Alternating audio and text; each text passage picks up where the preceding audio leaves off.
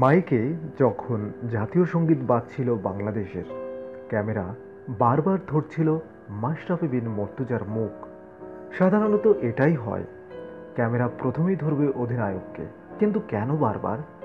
কারণ একটু আগেই টসের সময় বাংলাদেশের সীমিত ওভারের ক্রিকেটের অধিনায়ক বিদায় বলে দিয়েছেন আন্তর্জাতিক টি-20কে।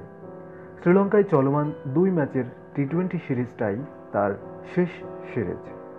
20 ওভারের ক্রিকেট থেকে দূরে সরে দাঁড়ানোর সিদ্ধান্তটা মাশরাফি তার অফিসিয়াল ফেসবুক ভেরিফাইড পেজে দিয়েছিলেন কলম্বোর প্রেমাদাসা স্টেডিয়ামে টস করতে যাওয়ার কিছুক্ষণ আগে। তারপর টসের সময়ও তিনি জানিয়েছিলেন বিষয়টি এতটাই গোপনীয় ছিল যে আকরাম খানও পর্যন্ত এর বিষয়ে কিছুই জানতেন না।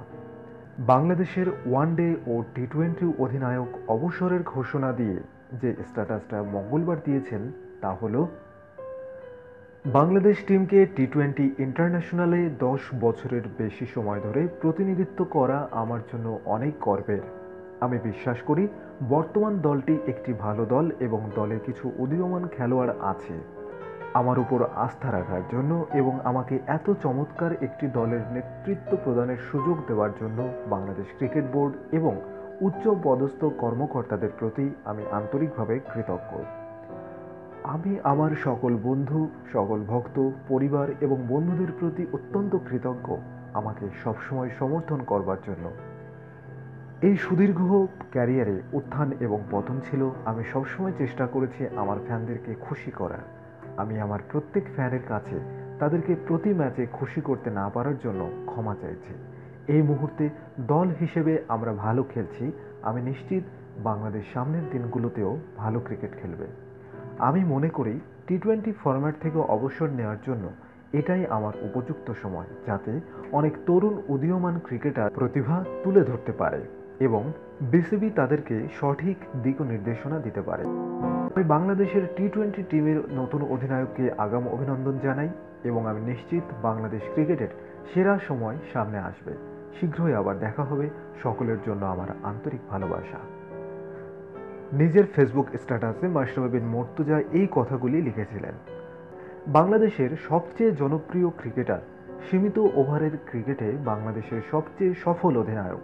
তিনি অবশ্য 2 ম্যাচ সিরিজের দ্বিতীয় টি-20তে খেলেই সবচেয়ে ছোট সংস্করণের এই ক্রিকেটে আর থাকছেন না। বাংলাদেশকে মোট 26টি টি-20 ম্যাচে নেতৃত্ব দিয়েছেন মাশরাফি। বাংলাদেশের যে কোনো অধিনায়কের হিসেবেই এটা সর্বোচ্চ ম্যাচে নেতৃত্ব দেওয়ার রেকর্ড। ওই 26 ম্যাচের 9টিতে জিতেছে তার দল।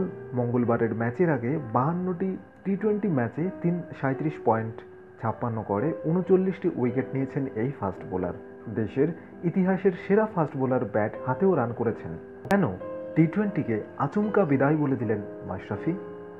বয়স হয়ে গিয়েছে 33। বড় কথা, 7 বার অস্ত্রোপচারের ধকল সওয়া তার 2 হাঁটু বেশি আন্তর্জাতিক ম্যাচের চাপ নিতে পারছিল না।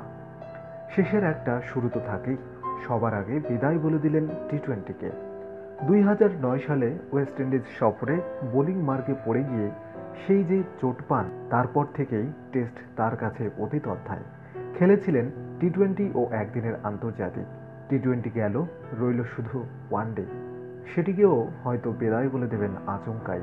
বিদায়ের সঙ্গে কখনো কখনো আগমনী সঙ্গীত শোনা যায়। একজনের শেষ হয়, শুরু হয় আরেকজনের। টি-20কে মাশরাফির বিদায় বলার দিনে আন্তর্জাতিক টি-20তে অভিষেক হচ্ছে সাইফুদ্দিনের। গত বছর অনূর্ধ্ব-19 বিশ্বকাপে খেলা পেস বোলিং অলরাউন্ডারের মধ্যে একজন থিসারা পেরেরাকে খুঁজতে চাইছে বাংলাদেশ, যে ক্রিকেটার পেস বোলিংয়ে উইকেট তুলতে পারবেন, আবার প্রয়োজনে শেষ দিকে ব্যাটিংয়ে নেমে তুলতে পারবেন ঝড়। দেখা যাক সাইফ তার অভিষেককে কতটা রাঙিয়ে রাখতে পারেন। তবে নিশ্চিত মাঠে নামার আগে ফেনীর 20 বছর বয়সী তরুণীর সঙ্গী হয়েছে অনুপ্রেরণাদায়ী অধিনায়ক মাশরাফির আশীর্বাদ। ধন্যবাদ। ডিয়ার ভিউয়ার্স, ভিডিওটি ভালো লেগে থাকলে লাইক, কমেন্ট, শেয়ার করতে ভুলবেন না। সেলিব্রিটিদের জানা অজানা তথ্য জানতে সাবস্ক্রাইব করুন আমাদের চ্যানেল সেলিব্রিটি লাইফ স্টোরিজ। ধন্যবাদ।